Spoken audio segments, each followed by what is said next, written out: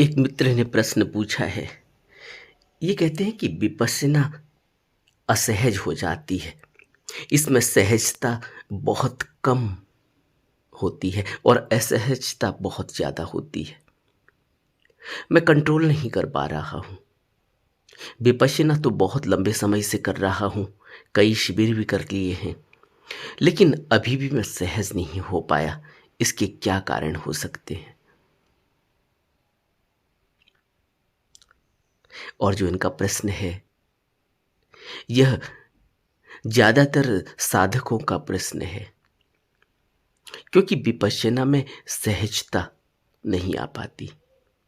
सहजता क्यों नहीं आ पाती? इसके कई कारण हैं।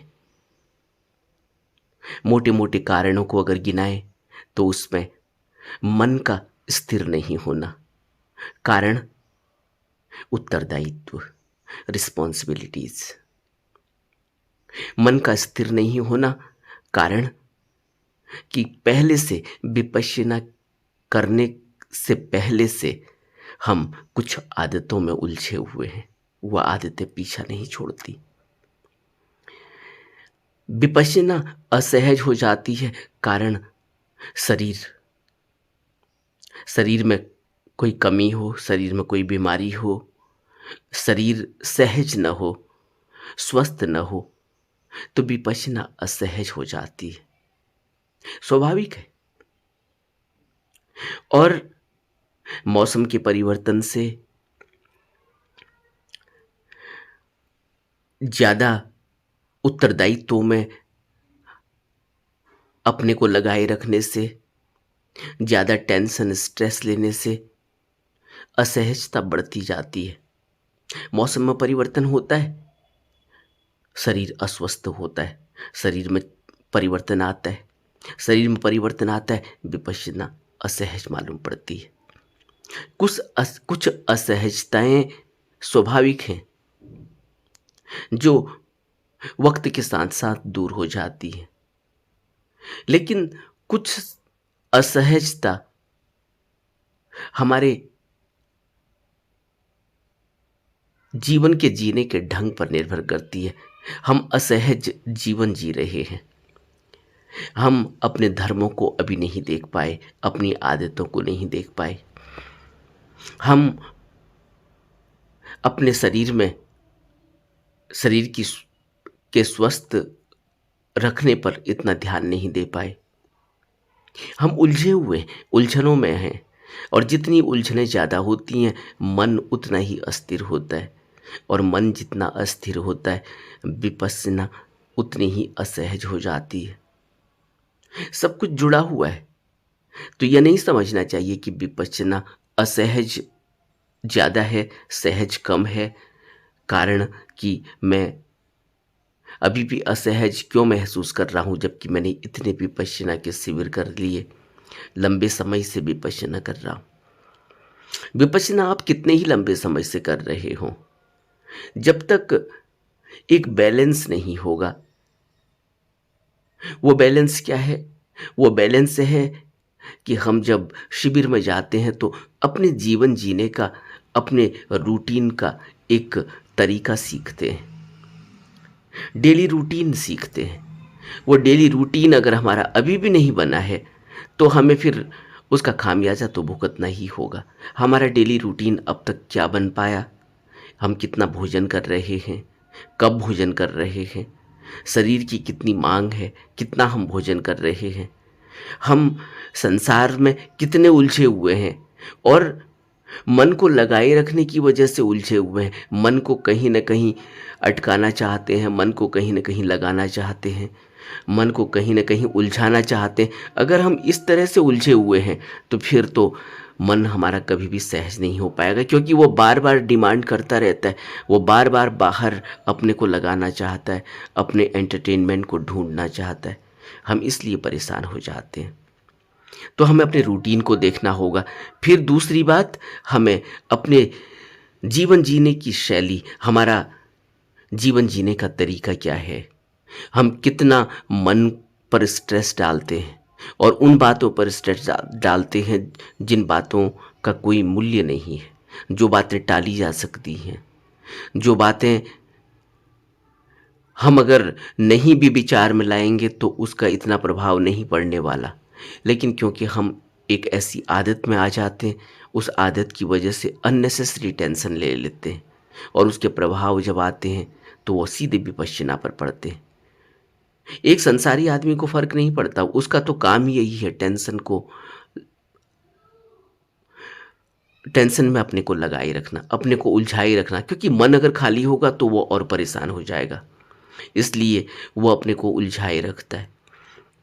लेकिन एक साधक जो विपश्यना कर रहा है, ताकत लगा रहा है, अपना पूरा जोर लगा रहा है ध्यान के लिए, विपश्यना के लिए, उस आदमी को तो जरूर अपने आप को स्थिर करने की ज़रूरत है, अपने रूटीन को देखने की ज़रूरत है, अपना एक रूटीन फॉलो करने की ज़रूरत है।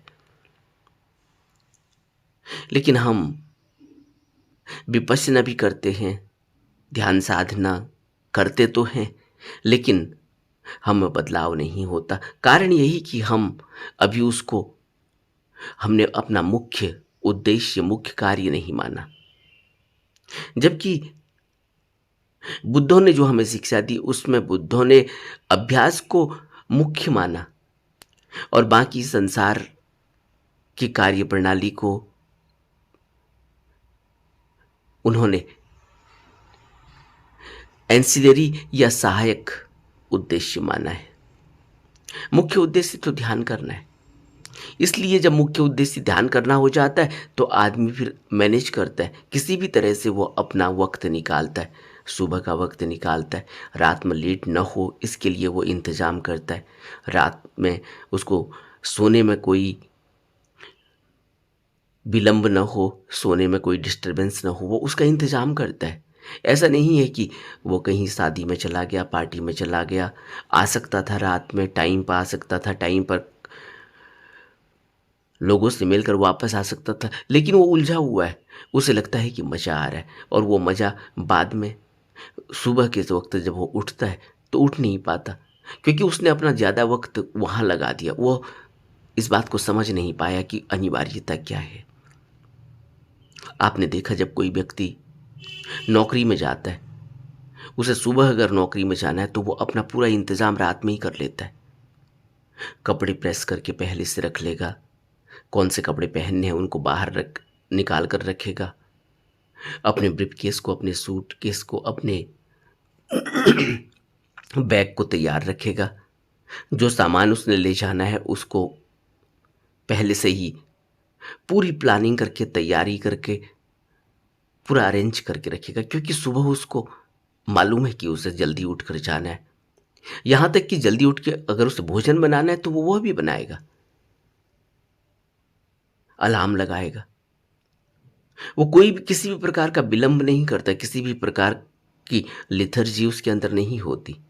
किसी ने एयरपोर्ट जाना है, फ्लाइट पकड़नी है, किसी ने बस पकड़नी है, ट्रेन पकड़नी है, आप देखो कितना हम पहले से इंतज़ाम करते, कितनी तैयारी करते, कहीं जाना हो उसके लिए कितनी तैयारी करते, पहले से सब तैयारी कर लेते, कितनी खरीदारी करते हैं, उसको सजाते हैं ठीक तरीके से, प्रॉपर तरीके से सूटकेस में रखते हैं, अरेंज करते हैं प्रॉपर, ताकि किसी भी प्रकार की दिक्कत ना हो, रास्ते में दिक्कत ना हो, वहाँ पहुँचकर दिक्कत ना हो, जहाँ जाना है वहाँ सारा सामान हमारा अरेंज मिले, प्रॉपर तरीके से मिले, जब ज़रूरत हो तब मिले, जहाँ हमने रखा हो उसको इस तरीके से हम अरेंज करते। इसी तरह से विपश्यना साधना हमारे जीवन का अंग है, मुख्य अंग है, तो हम उस मुख्य अंग के लिए पूरा इंतज़ाम करते, रोज़ इंतज़ाम करते हैं, रोज़ वक्त पर खाते हैं, वक्त पर सोते हैं, क्योंकि सुबह हमने जल्दी उठना है।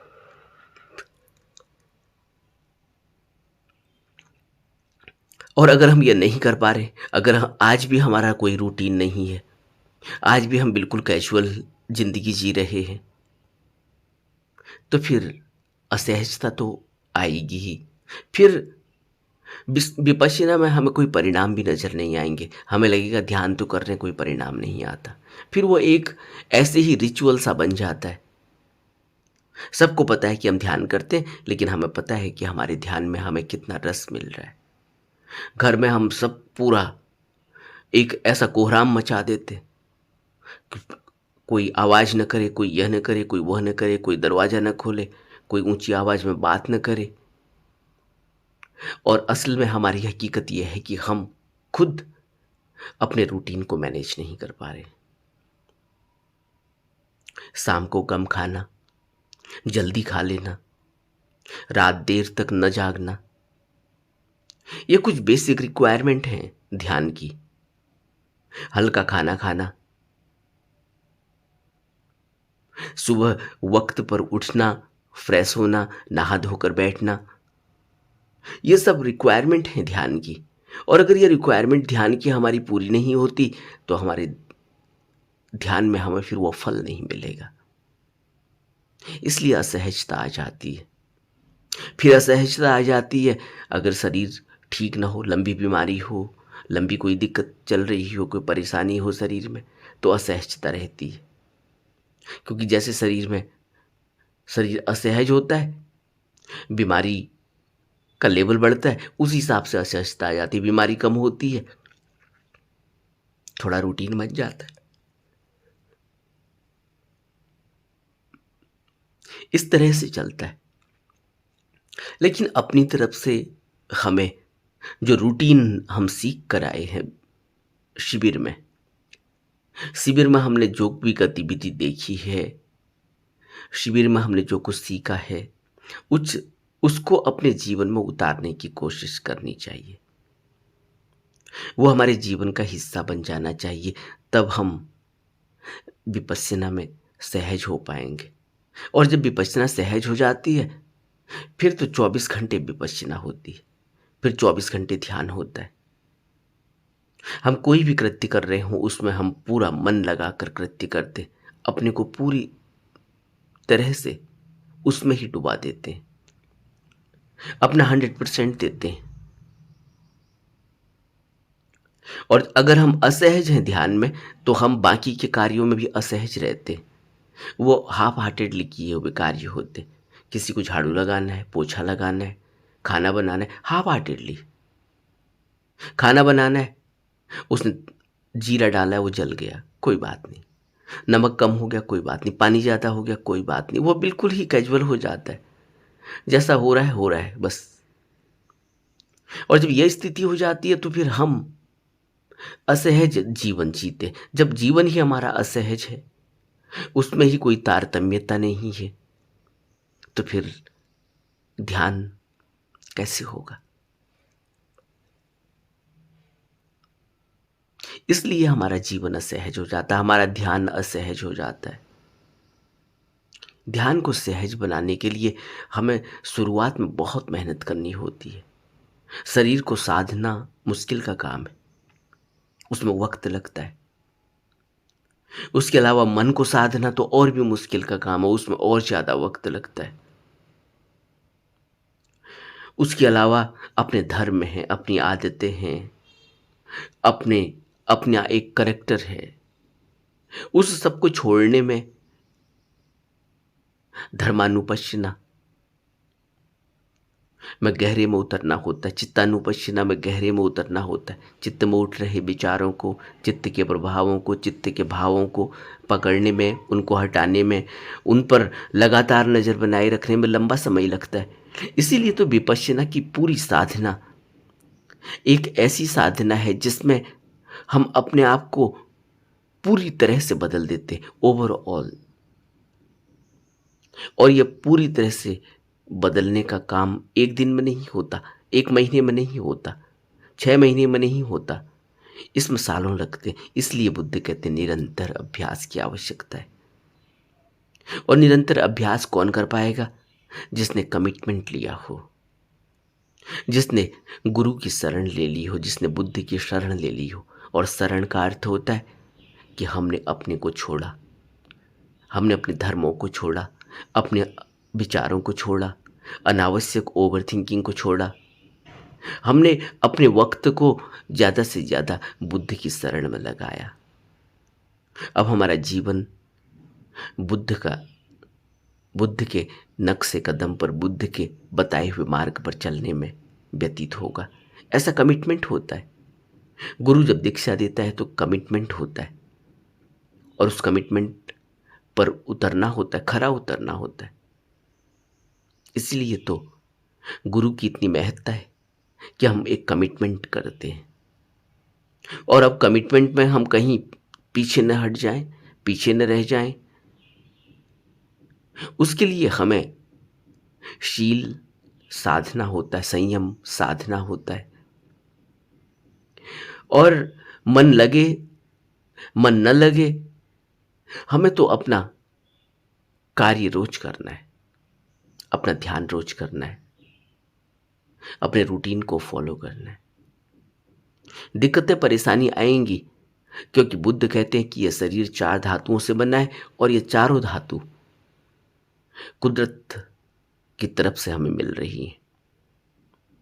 इनमें ऊपर नीचे हो सकता है, कभी ठंड होगी, कभी गर्मी होगी, कभी तपिश ज़्यादा होगी तो शरीर पर प्रभाव पड़ेगा, कभी ठंड ज़्यादा होगी तो शरीर पर प्रभाव पड़ेगा, शरीर पर प्रभाव पड़ेगा तो मन पर प्रभाव पड़ेगा। लेकिन फिर भी अपने आप को लगातार साधना में लगाए रखना होता है। इसलिए बुद्ध कहते तब तक अभ्यास करना है जब तक कुछ करने को शेष न रह जाए। निरंतर अभ्यास की आवश्यकता होती है। नमो बुद्धाय।